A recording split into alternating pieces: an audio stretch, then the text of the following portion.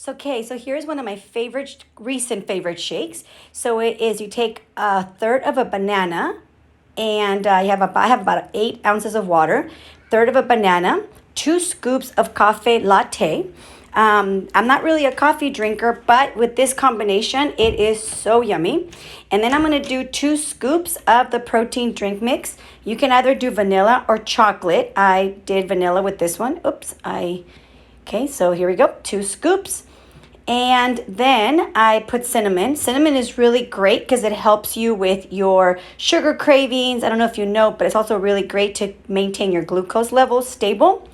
I just put a little bit of ice just to make it cold. I personally love my shake on the rocks. Blend it. I grabbed a cup here and poured more ice so that I can pour the shake with the ice to have it like on the rocks. Okay, there we go.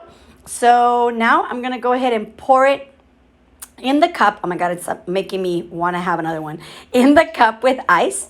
And you can sprinkle some extra cinnamon on top if you would like.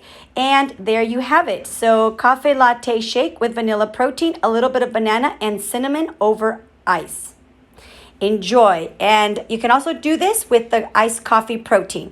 Have fun.